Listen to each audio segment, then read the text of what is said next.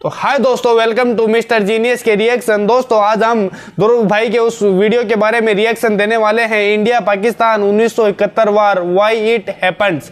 आज दोस्तों इसमें हम जानेंगे ईस्ट पाकिस्तान और वेस्ट पाकिस्तान यानी बांग्लादेश और पाकिस्तान कैसे अलग हुआ।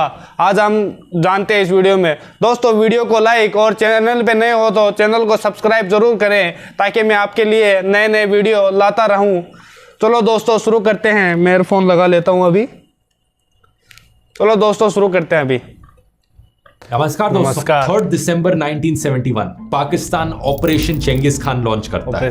इंडिया की कई एयरफील्ड्स पर बम गिराए जाते हैं पाकिस्तानी एयरफोर्स के द्वारा। अमृतसर, पठानकोट, जोधपुर, अंबाला, आगरा, श्रीनगर, टोटल में 11 एयरफील्ड्स पर हमला किया जाता है। उस शाम को प्रधानमंत्री इंदिरा गांधी रेडियो पर एक मैसेज जारी करती हैं देश की जनता के लिए। ये कहती हैं कि इंडिया के खिलाफ एक जंग। हमारे दादाजी बताते थे ऐसे जब ये रेडियो उन्होंने वॉइस भेजा था रेडियो पे। दादाजी ने हमारे बताई थी ऊपर एक हमला किया। इंडियन एयरफोर्स रिटेलिएट करती है और कुछ इस तरीके से शुरुआत होती है दोस्तों इंडिया पाकिस्तान 1971 वॉर की। एक ऐसी वॉर जिसके अंत में एक नए देश का जन्म होता है, बांग्लादेश।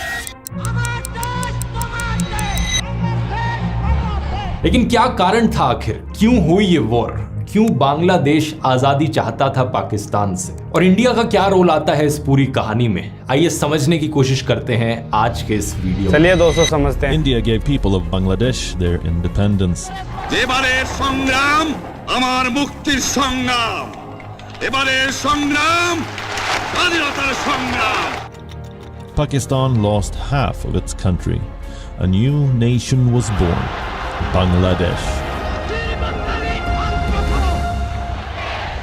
कहानी की शुरुआत करते हैं ब्रिटिश के पहले से, कॉलोनियल टाइम से पहले जो इंडियन सबकॉन्टिनेंट था, यानी आज के दिन का इंडिया, पाकिस्तान, बांग्लादेश, नेपाल, बर्मा और श्रीलंका। इस पूरे एरिया में हजारों छोटे बड़े ऑटोनोमस किंगडम्स हुआ करते थे। राजा महाराजाओं का रूल था जिनकी अपनी लैंग्वेजेस होती थी, ट्रेडिशन होता था, अपना कल्चर होता था। जो बंगाल का एरिया होता था, स्पेसिफिकली अगर सिर्फ बंगाल वाले एरिया की बात करें, यानी आज के दिन का बांग्लादेश प्लस वेस्ट बंगाल और इसके आसपास का कुछ एरिया, इस एरिया को करीब 13वीं सेंचुरी से मोस्टली मुस्लिम राजाओं के द्वारा तकरीबन मुस्लिम से मोहम्मद बख्तियार खिलजी जो फाउंडर थे खिलजी डायनेस्टी के, उन्होंने मुस्लिम रूल को शुरू किया था इस एरिया में अर्ली 13वीं सेंचुरी से। लेकिन इंपॉर्टेंट चीज ये जानने वाली है कि जो भी रूलर्स थे यहाँ पर, उन्हें ज्यादा इंटरेस्ट नहीं था अपने रिलीजन को प्रीच करने में। उनका फोकस इसमें बने रहता था कि कैसे वो लोकल कम्युनिटीज को सिस्टम का हिस्सा बना सके। तो इन मुस्लिम राजाओं के टाइम में भी जो बड़े हाई ऑफिस होल्डर्स होते थे, ट्रेडर्स होते थे, म्यूजिशियंस होते थे, वो अलग अलग रिलीजियस बैकग्राउंड्स और ट्रेडिशन से आते थे। बेसिकली कहा जाए हिंदुइज्म और इस्लाम के बीच में जो को एग्जिस्टेंस थी और इंटरमिंगलिंग थी, वो इस एरिया में बहुत देखी गई। इसकी वजह से जो कट्टरवाद था, एक्सट्रीमिज्म था, वो काफी हद तक कंट्रोल में रहा। समय में आगे चले तो साल 1757 में ईस्ट इंडिया कंपनी इस एरिया को टेक ओवर कर लेती है, जिसको मैंने डिटेल में इस वीडियो में समझाया है। जिसके बाद 1947 तक ब्रिटिश रूल रहता है और फिर हमें देखने को मिलता है पार्टीशन इंडिया और पाकिस्तान के बीच। As the new dominions of Pakistan and India इस टाइम पे बहुत लोग मरे थे भाई साहब, बहुत लोगों की मौत हुई। 1 million people become refugees overnight. साल 1940 में ही ऑल इंडिया मुस्लिम लीग के एनुअल सेशन में लाहौर रेजोल्यूशन बनाया जाता है, जिसमें डिमांड उठाई जाती है कि मुसलमानों के लिए एक सेपरेट स्टेट बनाई जाए। इनका डर यह था कि अगर एक ही देश बना रहेगा तो मुस्लिम्स माइनॉरिटी बन जाएंगे और वो डर में जिएंगे। पार्टीशन करते वक्त रिलीजियस लाइंस पर बॉर्डर्स बनाने का मतलब ये था कि जो सोशल, कमर्शियल और कल्चरल संबंध थे लोगों के बीच में, उन्हें नजरअंदाज करना पड़ता। यानी बड़ी बड़ी स्टेट्स जहां पर कॉमन कल्चर्स थे, भाषाएं एक बोली जाती थी, उन्हें भी बांटा गया पार्टीशन की वजह से, बस इसलिए क्योंकि धर्म के नाम पर लोगों को डिवाइड करना है। इसके दो सबसे बड़े एग्जाम्पल हैं पंजाब और बंगाल। पंजाब का कुछ हिस्सा पाकिस्तान में गया, कुछ हिस्सा इंडिया में रहा, और सेम विद बंगाल, कुछ हिस्सा इंडिया में, कुछ हिस्सा पाकिस्तान में। लेकिन बांटने का मतलब ये नहीं था कि इनके कल्चर अलग अलग हो जाएंगे। जो दो हिस्सों को बांटा गया, वहां के लोग सेम भाषा में बात करते थे, सेम कल्चर और ट्रेडिशंस को फॉलो करते थे। बंगाल में जो मुस्लिम्स पाकिस्तान के फेवर में थे, वेस्ट बंगाल में हमारे इंडिया में वेस्ट बंगाल है तो कोलकाता, उन्हें एक वो बेहतर बंगाली बोलते स्टैंडर्ड ऑफ हैं, लिविंग, बांग्लादेश में बंगाली बोलते हैं, फाइनेंशियल और पाकिस्तान वाले पंजाबी बोलते हैं और इधर वाले पंजाब वाले ऐसे पंजाबी लोग थे बोलते हैं जो इंफीरियर फील करते थे हिंदू लैंडलॉर्ड्स के लिए, क्योंकि वो उनके लिए काम किया करते थे। वो पाकिस्तान की सरकार की तरफ देख रहे थे अपने फंडामेंटल राइट्स पाने के लिए। ऑब्वियसली जब बंटवारा किया गया, पार्टीशन हुआ, तो बहुत से परिवार, बहुत से लोग डिस्प्लेस हो गए। एक भारी माइग्रेशन देखने को मिली जिसमें कई मुस्लिम्स पाकिस्तान की तरफ माइग्रेट हुए और कई हिंदूज पाकिस्तान। इमेजिन करो दोस्तों, इंडिया पाकिस्तान बांग्लादेश एक होता तो मॉब वायलेंस हुआ। कुछ 2 से 20 लाख डेथ्स का एस्टिमेट किया जाता है। Communal hatred flares up in the Punjab. Pakistan and India each say they are determined to stop the wholesale rioting. But meanwhile, the exodus continued. इस माइग्रेशन में एक ग्रुप ऑफ लोग थे जो बिहार में रह रहे मुस्लिम्स थे। अब बिहार ऑब्वियसली क्योंकि बांग्लादेश के ज्यादा करीब है, तो बहुत से मुस्लिम्स जो बिहार में रह रहे थे वो ईस्ट पाकिस्तान में माइग्रेट किए। इन मुस्लिम बिहारीज को स्पेसिफिकली मेंशन करना जरूरी है क्योंकि आप आगे कहानी में देखेंगे कि कैसे इन्हें माना जाता था कि बांग्लादेश के खिलाफ है, इन्हें एंटी बांग्लादेशी माना जाता था। अभी के लिए पार्टीशन पर वापस आए तो बंगाल का जो पार्टीशन हो रहा था वो अपने आप में ही एक बहुत बड़ा इशू था। शुरुआत में पूरे बंगाल ने पार्टीशन के खिलाफ वोट किया था, अगर इस पार्टीशन का मतलब हो कि बंगाल को पाकिस्तान का हिस्सा बनना पड़े। लेकिन इस बंगाल में ही वेस्ट बंगाल का जो रीजन था, वहां रहने वाले लोग पार्टीशन चाहते थे और इंडिया को ज्वाइन करना चाहते थे। दूसरी तरफ जो ईस्ट बंगाल वाला रीजन था वो पार्टीशन नहीं चाहते थे, लेकिन अगर कोई पार्टीशन हो तो वो चाहते थे कि वो पाकिस्तान को ज्वाइन करे। तो इवेंचुअली जब पार्टीशन हुआ, वेस्ट बंगाल इंडिया का हिस्सा बना और ईस्ट बंगाल पाकिस्तान का हिस्सा बना। पाकिस्तान के देश को 2 हिस्सों में डिवाइड किया गया जिनके बीच सेपरेशन 1500 किलोमीटर का था और बीच में इंडियन टेरिटरी थी। अब इंटरेस्टिंग चीज ये है कि पाकिस्तान का जो नया देश बना उसमें जो मेजॉरिटी एथनिक ग्रुप था वो एक्चुअली में बंगालीज का था।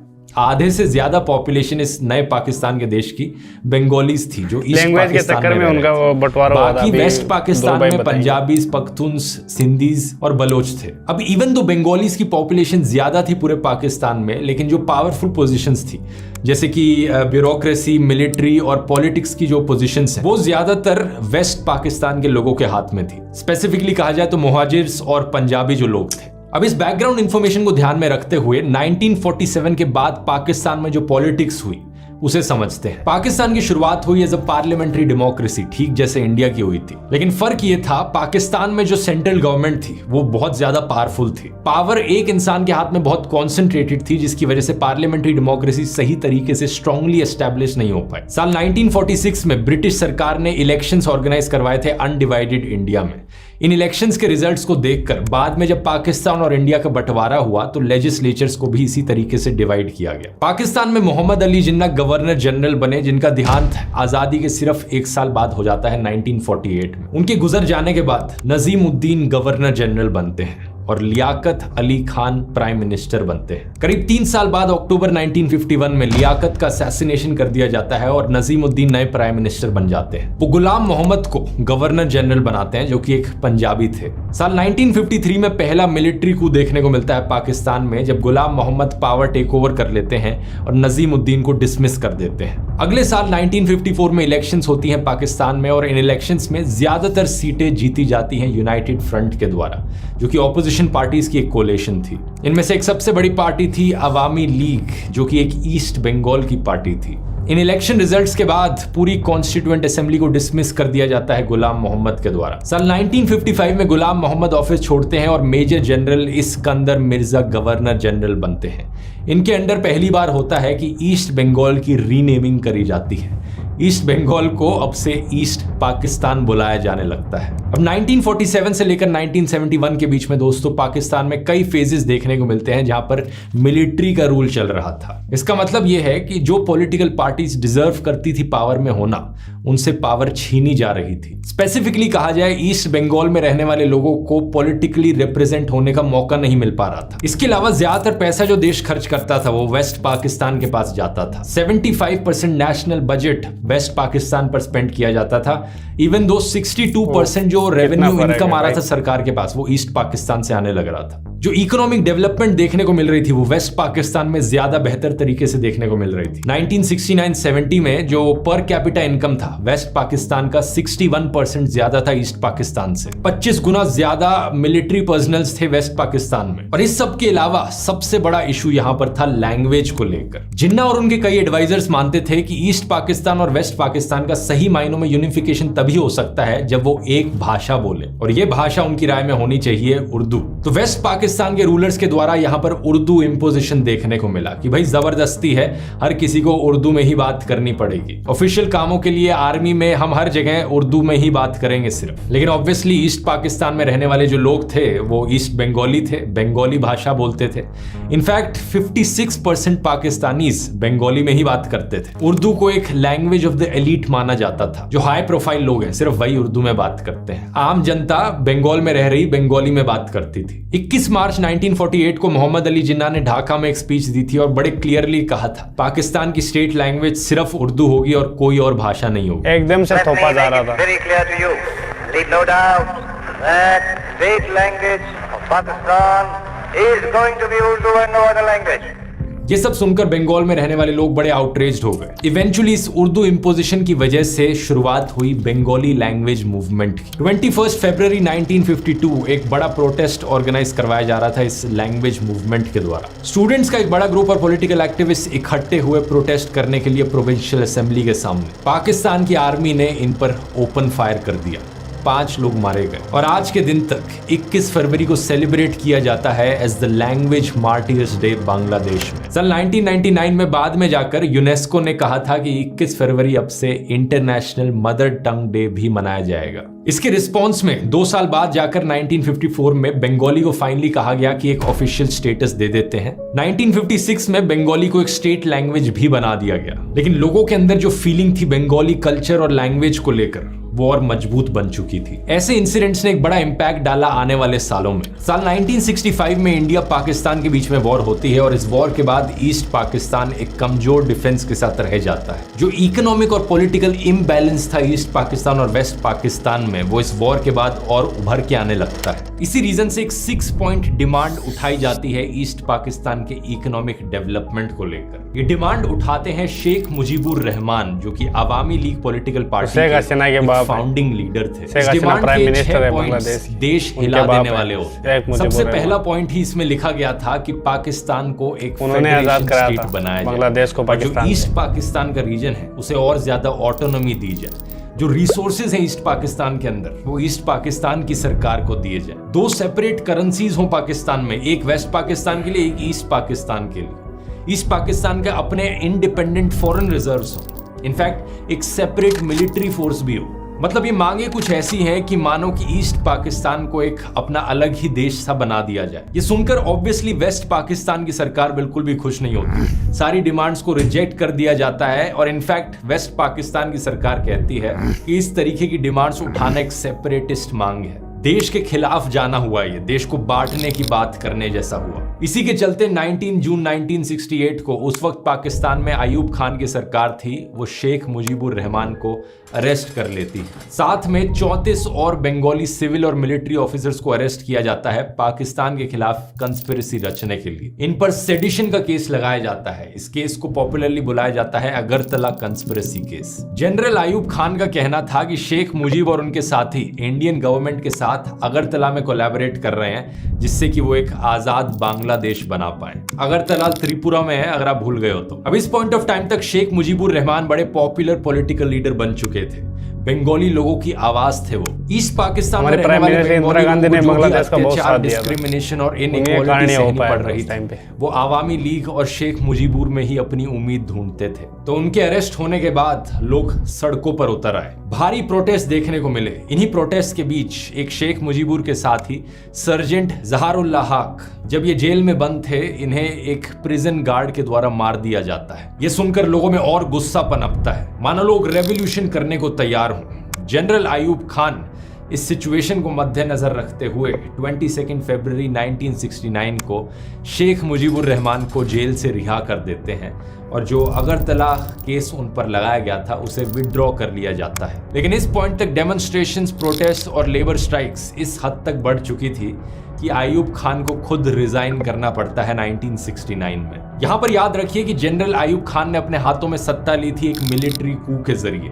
बेसिकली पाकिस्तान में उन्होंने पिछले 10 सालों से मिलिट्री डिक्टेटरशिप सी बना रखी थी। खुद रिजाइन करने के बाद वो अपने सक्सेसर को अपॉइंट करते हैं जनरल याहिया खान, और जनरल याहिया खान प्रॉमिस करते हैं कि वो पाकिस्तान में पहली जनरल इलेक्शंस करवाएंगे और वो इलेक्शंस करवाई जाती हैं साल 1970 में। ये 1970 की इलेक्शंस के रिजल्ट्स बहुत ही चौंका देने वाले होते हैं।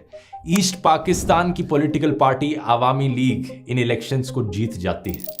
313 में से 167 सीट्स इनके पास जाती हैं। लेकिन शॉकिंग चीज ये थी कि इनमें से एक भी सीट वेस्ट पाकिस्तान में ये नहीं जीतते। पाकिस्तान का लेजिस्लेचर कुछ ऐसे था कि 313 में से 169 सीट्स ईस्ट पाकिस्तान में थी और बाकी वाली वेस्ट पाकिस्तान में थी। तो आवामी लीग ने 313 में से 167 जीती, यानी ईस्ट पाकिस्तान में ऑलमोस्ट हर सीट जीत ली, लेकिन वेस्ट पाकिस्तान में एक भी सीट नहीं जीती। वेस्ट पाकिस्तान में पाकिस्तान पीपल्स पार्टी पीपीपी ने 88 सीट्स जीती और इस पीपीपी पार्टी ने ईस्ट पाकिस्तान में एक भी सीट नहीं जीती। ये शॉकिंग रिजल्ट्स दिखाते हैं कि जो दो हिस्से थे पाकिस्तान के, उनके बीच में दरार कितनी गहरी हो चुकी थी। अब ईस्ट पाकिस्तान में लोगों की पॉपुलेशन ज्यादा थी, तो सीटें भी ज्यादा थी, इसीलिए वोटिंग को देख के तो ये लगता है विजेता माना जाता है। लेकिन एक ऐसी पॉलिटिकल पार्टी पाकिस्तान में लोग पहले चाहते थे पाकिस्तान बांग्लादेश अलग हो, नहीं जीती। जो वेस्ट पाकिस्तान के पॉलिटिकल एलिट्स हैं उनके इंटरेस्ट से बिल्कुल भी मैच नहीं होता। इन इलेक्शन रिजल्ट्स को देखकर जो पीपीपी के लीडर थे उस वक्त, जुल्फिकार अली भुट्टो, वो आर्मी ऑफिशियल्स और जनरल याहिया खान के साथ मिलते हैं और डिस्कस करते हैं कि कैसे नेशनल असेंबली को कैंसिल कर देना चाहिए। लिटरली उनकी मर्जी के इलेक्शन रिजल्ट्स नहीं आए तो इन इलेक्शंस के रिजल्ट्स को खारिज कर दो, और जनरल याहिया खान एग्जैक्टली यही करते हैं। 1 मार्च 1971 को कैंसिलेशन की अनाउंसमेंट करी जाती है कि जो भी इलेक्शन रिजल्ट आए हैं वही खत्म समझो इन्हें। ये सुनकर ईस्ट पाकिस्तान में हल्ला मच जाता है। वहां के लोग कहते हैं कि ये क्या मजाक चलने लग रहा है, ये कोई डेमोक्रेसी हुई? हमने वोट दिया, हमारी मर्जी की पार्टी जीती, और क्योंकि तुम्हें पसंद नहीं आ रहा तुम इलेक्शंस को कैंसिल कर दोगे उठाकर। सड़कों पर फिर से भारी प्रोटेस्ट उतरते हैं और इस बारी आजादी के नारे लगाए जाते हैं। वो कहते हैं कि अगर तुम्हें हमारे लीडर्स को इलेक्ट करने में इंटरेस्ट ही नहीं है तो बाहर निकलो साइड में, हमें आजादी दो, हम अपना अलग से देश बनाएं। ये फाउंडेशन है दोस्तों बांग्लादेशी लिबरेशन वॉर की। इस पॉइंट तक आते आते ईस्ट पाकिस्तान में रहने वाले लोग इस्लाम को एज ए यूनिफाइंग फैक्टर नहीं देखते थे, बल्कि वो अपनी बंगाली एथनिसिटी को ज्यादा इंपॉर्टेंस देते थे। वो चाहते थे एक सेक्युलर डेमोक्रेटिक सोशलिस्ट स्टेट बने जिसमें बंगाली एथनिसिटी यहाँ पर मेन चीज हो। यहीं से ही ये कंट्री का नाम आया है बांग्लादेश, बंगाली लोगों का देश। 7 मार्च 1971 कैंसिलेशन के ऑर्डर्स दिए जाने के बाद आवामी लीग पॉलिटिकल पार्टी जनता के सपोर्ट में उतरती है और कहती है कि यहाँ पर हम नॉन कोऑपरेशन मूवमेंट चालू करेंगे। वेस्ट पाकिस्तान में बैठी सरकार को कुछ भी कह लेने दो, हम उनकी सुनने ही नहीं वाले। शेख मुजीब यहाँ पर एक बहुत ही जबरदस्त स्पीच देते हैं रेस कोर्स के ग्राउंड पे, एक बड़ी ही ऐतिहासिक स्पीच। बांग्लार मानुष मुक्ति चाहे, बांग्लार मानुष बाँचते चाहे, बांग्लार मानुष तारा अधिकार चाहे। नारे लगाए जाते हैं, our struggle is for our freedom, our struggle is for our independence, जय बांग्ला। এবারে সংগ্রাম আমাদের মুক্তির সংগ্রাম, এবারে সংগ্রাম স্বাধীনতার সংগ্রাম। अब इस पॉइंट पर दोस्तों जो ईस्ट पाकिस्तान में रहने वाले बंगाली लोग थे और जो उर्दू स्पीकिंग बिहारी लोग थे जिनका मेंशन मैंने वीडियो के शुरू में किया था, इनके बीच में तनाव बढ़ने लगता है। क्योंकि जो बिहार से उर्दू स्पीकिंग लोग आए थे उन्हें प्रो पाकिस्तान देखा जा रहा था, प्रो वेस्ट पाकिस्तान, क्योंकि वो उर्दू में बात करते थे और जनरली वो वेस्ट पाकिस्तान के सपोर्ट में रहते थे। तो कई अटैक्स देखने को मिले प्रोटेस्ट के बीच में बिहारी कम्युनिटीज के अगेंस्ट।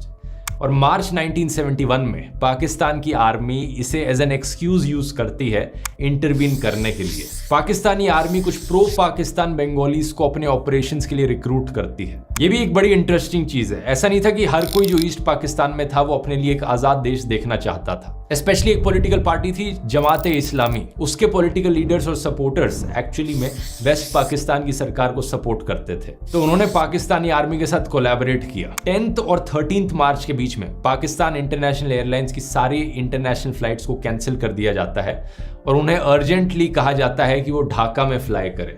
कुछ सरकारी पैसेंजर्स को ले जाकर फ्लाई किया जा रहा है वहां पर। कौन है ये लोग? ये है पाकिस्तानी सोल्जर्स जिन्होंने सिविलियन ड्रेसेस पहन रखी हैं एक ऑपरेशन चलाने के लिए। मीनवाइल ईस्ट पाकिस्तान में प्रोटेस्टर्स ने अपने आप को ऑर्गेनाइज कर लिया है। जो बंगाली नेशनलिस्ट हैं उन्होंने अपनी खुद की एक आर्मी बना ली है जिसे मुक्ति बाहिनी कहा जा रहा है, मतलब द फोर्स ऑफ इंडिपेंडेंस। मुक्ति बाहिनी गुरिल्ला ऑपरेशंस कंडक्ट करती है वेस्ट पाकिस्तान की आर्मी के खिलाफ जो ईस्ट पाकिस्तान में मौजूद है। यहाँ पर इंडियन आर्मी का भी कंट्रीब्यूशन आता है क्योंकि इंडियन आर्मी मुक्ति बाहिनी की फोर्सेस को ट्रेनिंग प्रोवाइड करती है गुरिल्ला वॉरफेयर में। इसके रिस्पॉन्स में वेस्ट पाकिस्तान एक east Pakistan central peace committee बनाता है, शांति बाहिनी। बड़ा ही आयरॉनिक नाम है क्योंकि शांति बाहिनी ढेर सारे वॉर क्राइम्स करती है। हजारों सिविलियंस को मारा जाता है, औरतों पर अत्याचार होते हैं और स्पेसिफिकली इंटेलेक्चुअल जो लोग हैं उन्हें टारगेट करके मारा जाता है। टीचर्स, स्कॉलर्स और सोशल एक्टिविस्ट, इन्हें बुद्धिजीवी बुलाया जाता था। इस पॉइंट ऑफ टाइम तक लॉ एंड ऑर्डर का पूरी तरीके से सत्यानाश हो चुका होता है ईस्ट पाकिस्तान में। बंगालीज ने सारी इंस्ट्रक्शंस फॉलो करनी बंद कर दी हैं जो भी पाकिस्तान से आ रही हैं। 25 मार्च 1971 वेस्ट पाकिस्तान की सरकार एक भयानक जेनोसाइड प्लान करती है, ऑपरेशन सर्च लाइट। इसका ऑब्जेक्टिव होता है कि जो भी पॉपुलर लोग बांग्लादेश की आजादी की मांग कर रहे हैं उन्हें पकड़ पकड़ के मार डालो। 25 मार्च की रात को हजारों पाकिस्तानी आर्मी के ट्रूप्स ढाका में मार्च करते हैं। शेख मुजीबुर रहमान को अरेस्ट कर लिया जाता है और वेस्ट पाकिस्तान ले जाया जाता है। लेकिन इस अरेस्ट से पहले शेख मुजीबुर ने ईस्ट पाकिस्तान को एक इंडिपेंडेंट कंट्री डिक्लेयर कर दिया था। उन्होंने कहा था अब से हम पाकिस्तान का हिस्सा नहीं है, अब से हम बांग्लादेश हैं। इस डिक्लेरेशन को एक ट्रांसमीटर के द्वारा किया गया था। ट्रांसमिशन को होने में कुछ घंटे का समय लगा था, तो मिडनाइट क्रॉस हो चुकी थी।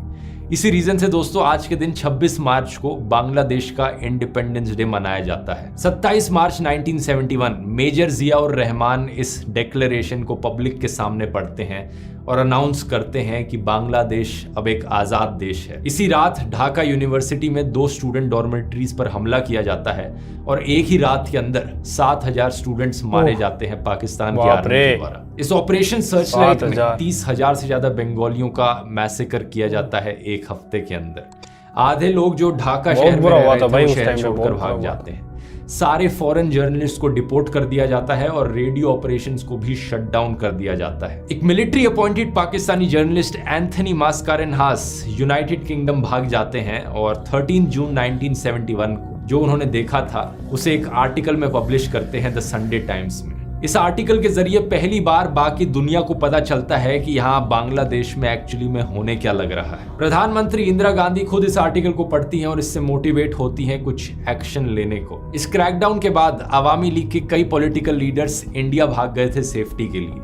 10 अप्रैल को people's republic of Bangladesh government form होती है एग्जाइल में कोलकाता में। शेख मुजीबुर रहमान को प्रेसिडेंट डिक्लेयर कर दिया जाता है और तजुद्दीन अहमद को प्राइम मिनिस्टर। इस पूरे कॉन्फ्लिक्ट का एक बहुत बड़ा असर देखने को मिलता है इंडिया पर।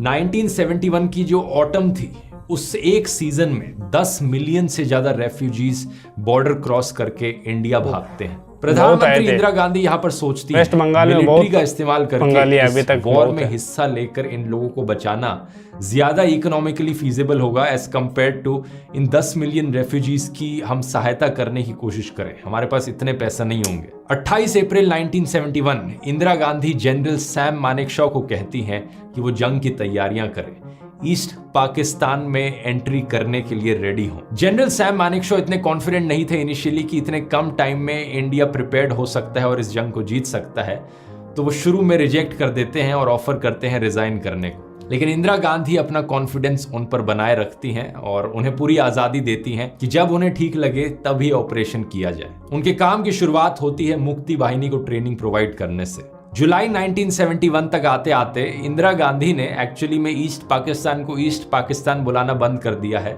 अब वो इसे बांग्लादेश करके पुकारती है। इस पॉइंट ऑफ टाइम तक अभी भी कोई कॉन्फ्लिक्ट नहीं देखने को मिला है इंडिया और पाकिस्तान के बीच में डायरेक्टली। ये सिर्फ 3 दिसंबर 1971 को जाकर ही होता है कि पाकिस्तान ऑपरेशन चेंगिस खान लॉन्च करता है और इंडिया के एयरफील्ड्स पर हमला बोल देता है। पाकिस्तान को डर था कि इंडिया किसी भी वक्त मिलिट्री का इस्तेमाल करके इस वॉर में इंटरवीन कर सकता है और बांग्लादेश को आजाद करने में मदद कर सकता है, तो वो सोचते हैं कि क्यों ना हम ही पहले उन पर हमला कर दें। लेकिन ऑब्वियसली ये स्ट्रैटेजी किसी काम की नहीं होती क्योंकि कि इंडिया की जो मिलिट्री स्ट्रैटेजी थी और मिलिट्री पावर थी वो कहीं ज्यादा बेहतर होती है पाकिस्तान के कंपैरिजन में। इंडिया का रिस्पॉन्स था कि वेस्ट पाकिस्तान में एक डिफेंसिव मिलिट्री स्ट्रैटेजी चले और ईस्ट पाकिस्तान में एक कोऑर्डिनेटेड ऑफेंसिव थ्रस्ट हो, यानी सोल्जर्स को ग्राउंड पर भेजा जाए। इंडिया की वॉर में एंट्री करते ही पाकिस्तान यूनाइटेड नेशंस को अपील करता है कि इंडिया को सीज फायर करने के लिए फोर्स किया जाए। यूनाइटेड नेशंस का सिक्योरिटी काउंसिल 4 दिसंबर को असेंबल करता है। बड़ी लंबी चर्चा चलती है। उस वक्त यूएसए पाकिस्तान के फेवर में ज्यादा था और सोवियत यूनियन इंडिया के फेवर में ज्यादा था। तो यूएस, चाइना और यूके एक्चुअली में सपोर्ट करते हैं कि इंडिया इमीडिएटली सीज फायर कर दे और अपने ट्रूप्स को विड्रॉ कर ले, लेकिन सोवियत यूनियन इस रेजोल्यूशन को वीटो कर देता है 2 बार। और बंगालीज के खिलाफ जो एट्रोसिटीज हो रही थी उन्हें ध्यान में रखकर बाद में जाकर यूके और फ्रांस भी वोट करने से एब्सटेन कर देते हैं। 6 दिसंबर 1971 भूटान पहला देश बनता है बांग्लादेश को ऑफिशियली रिकॉग्नाइज करने वाला। इसी दिन इंडिया भी बांग्लादेश को ऑफिशियली रिकॉग्नाइज कर लेता है। 12 दिसंबर तक आते आते इंडिया पाकिस्तान के बीच वॉर में पाकिस्तान एक बहुत बड़ी हार को अपने सामने देख रहा है। पाकिस्तान के डेप्यूटी प्राइम मिनिस्टर और फॉरेन मिनिस्टर जुल्फिकार अली भुट्टो जल्दी से न्यूयॉर्क जाते हैं अमेरिका के साथ डिस्कस करने के लिए किस तरीके से यहाँ पर एक सीज फायर का केस बनाया जा सके। 4 दिन लगते हैं इस प्रपोजल को फाइनलाइज करने में, लेकिन तब तक ईस्ट पाकिस्तान में पाकिस्तान की मिलिट्री ऑलरेडी सरेंडर कर चुकी होती है। ये वॉर खत्म हो जाती है। जुल्फिकार अली भुट्टो फ्रस्ट्रेशन में आकर यूनाइटेड नेशंस में अपनी स्पीच रोककर काउंसिल छोड़कर चले जाते हैं। ये वीडियो उनका आप यहां पर देख सकते हैं। Why should I waste my time here in the Security Council? I'm going. 16 दिसंबर 1971 इंडियन आर्मी ने ढाका शहर को चारों तरफ से घेर लिया है। 30 मिनट दिए जाते हैं सरेंडर करने के लिए पाकिस्तान की मिलिट्री को। लेफ्टिनेंट जनरल आमिर अब्दुल्ला खान नियाजी बिना किसी रेजिस्टेंस के सरेंडर कर देते हैं। ईस्ट पाकिस्तान में बैठी सरकार इमीडिएटली कोलैप्स कर जाती है। इसी दिन 16 दिसंबर 1971 historic instrument of surrender sign किया जाता है। 93,000 से ज्यादा पाकिस्तानी ट्रूप सरेंडर करते हैं इंडियन फोर्सेस और बांग्लादेश लिबरेशन फोर्सेस के सामने। ये दुनिया का लार्जेस्ट सरेंडर था वर्ल्ड वॉर 2 के बाद से। अगले साल 1972 में एक शिमला एग्रीमेंट साइन करी जाती है इंडिया और पाकिस्तान के बीच में। इस एग्रीमेंट के अनुसार पाकिस्तान रिकॉग्नाइज करता है बांग्लादेश को एज एन इंडिपेंडेंट कंट्री, लेकिन पाकिस्तान को यह करने के बदले क्या मिलता है? इंडिया प्रॉमिस करता है पाकिस्तान को कि जो 93,000 पाकिस्तान के प्रिजनर्स ऑफ वॉर हैं उन्हें वापस पाकिस्तान रिलीज कर दिया जाएगा 5 महीने के अंदर अंदर। और जो 13,000 स्क्वायर किलोमीटर जमीन इंडियन ट्रूप्स ने वेस्ट पाकिस्तान में कब्जा ली थी उसे भी इंडिया वापस कर देगा वेस्ट पाकिस्तान को। कुछ इस तरीके से दोस्तों जन्म होता है एक नए बांग्लादेश का। बांग्लादेश 1972 में पाकिस्तान के द्वारा रिकॉग्नाइज किए जाने के बाद 1974 में यूनाइटेड नेशंस भी बांग्लादेश को as an independent country recognise कर लेता है। दूसरी तरफ पाकिस्तान में याहिया खान की डिक्टेटरशिप कोलैप्स कर जाती है और भुट्टो को 20 दिसंबर 1971 को नया प्रेसिडेंट स्वॉन इन किया जाता है। शिमला एग्रीमेंट के अनुसार मुजीबुर रहमान को भी जेल से रिलीज किया जाता है। वो ढाका लौटते हैं एक हीरो की तरह। 1973 में जब इलेक्शंस होती हैं बांग्लादेश में लैंडस्लाइड मेजॉरिटी के साथ वो इलेक्शंस जीतते हैं। शेख हसीना के बाप ने पॉलिटिकल पार्टी पावर में आती है। तभी आप देख लो अभी तक उनका ही डंका बज रहा है बांग्लादेश। इतनी कोई हैप्पी एंडिंग नहीं है इस पॉइंट ऑफ टाइम पर, क्योंकि बात क्या है दोस्तों, जिस प्रॉब्लम से पाकिस्तान सफर कर रहा था, कॉन्स्टेंटली मिलिट्री डिक्टेटरशिप्स, उसी प्रॉब्लम से कुछ हद तक बांग्लादेश भी अब सफर करने लगता है। मुजीबुर रहमान एक सेक्युलर आदमी थे जिन्होंने जमात इस्लामी पर बैन लगा दिया था। उन्होंने सारी पॉलिटिकल पार्टीज पर बैन कर दिया जो धर्म के आधार पर बनी थी पावर लेने के बाद। लेकिन 15 अगस्त 1975 को शेख मुजीबुर रहमान को असैसिनेट कर दिया जाता है उनके पूरे परिवार के साथ। सिर्फ उनकी 2 बेटियां जिंदा बचती हैं जो उस वक्त जर्मनी में थी। ये कहानी को मैं बहुत शॉर्ट में बता रहा हूं क्योंकि और बहुत सारी कॉम्प्लेक्सिटीज इन्वॉल्व है यहाँ पर। 1975 में जनरल जियाउर रहमान पावर पर कब्जा जमाते हैं और पब्लिक नैरेटिव को चेंज करने की कोशिश करते हैं। यानी बांग्लादेश में भी एक मिलिट्री कू देखने को मिलता है। ये मिलिट्री को हीरोज की तरह पोर्ट्रे करते हैं। जमात इस्लामी पर जो बैन लगा था उसे हटा दिया जाता है और अगले कई सालों तक बांग्लादेश एक सेक्युलर डेमोक्रेसी बना रहने की जगह एक मिलिट्री डिक्टेटरशिप बना रहता है। साल 2009 में मुजीबुर रहमान की बेटी शेख हसीना पावर में आती हैं और आज के दिन तक भी शेख हसीना ही पावर में है, करंट प्राइम मिनिस्टर हैं बांग्लादेश की। अवामी लीग रूलिंग पार्टी है। इस पूरी कहानी में क्या लेसन आपको सीखने को मिलता है? नीचे कमेंट्स में लिखकर बताओ आपकी राय में क्या लेसन सीखा आपने इस पूरी बिल्कुल कहानी बताएंगे। से। मेरी राय में एक बड़ा लेसन जो यहाँ पर सीखने को मिलता है इस बांग्लादेश की स्टोरी से, वो लैंग्वेज इम्पोजिशन का है। शायद अगर जिन्ना ने उर्दू भाषा को इस तरीके से इम्पोज करने की कोशिश ना करी होती और बंगाली लोगों को एक बराबर ट्रीट किया होता वेस्ट पाकिस्तान के लोगों के, तो शायद कभी बांग्लादेश देश एग्जिस्ट ही ना करता। या फिर ये फिर भी होता, क्योंकि ज्योग्राफिकली ये दोनों रीजन्स इतने अलग हैं एक दूसरे से, कल्चर इनके इतने अलग हैं कि यूनाइटेड रहना भाई एक इस कोने पे कैसे साथ में रहेगा मुश्किल है कि क्या होता। वैसे फ्यूचर में सीख पता नहीं जरूर कैसे ली इनका जा बंटवारा सकती है। किया था। वीडियो पसंद आया, ऐसे ही और हिस्टोरिकल वीडियोस देख सकते हैं। इंदिरा गांधी की 1975 वाली इमरजेंसी वाला वीडियो जरूर रेकमेंड करूंगा। इसके बाद आप जाकर देख सकते हैं यहाँ क्लिक करके। बहुत बहुत धन्यवाद। तो चलिए दोस्तों, मिलते हैं अगले वीडियो पर। वीडियो अच्छा लगा वीडियो को लाइक और चैनल को सब्सक्राइब जरूर करें। जय हिंद दोस्तों।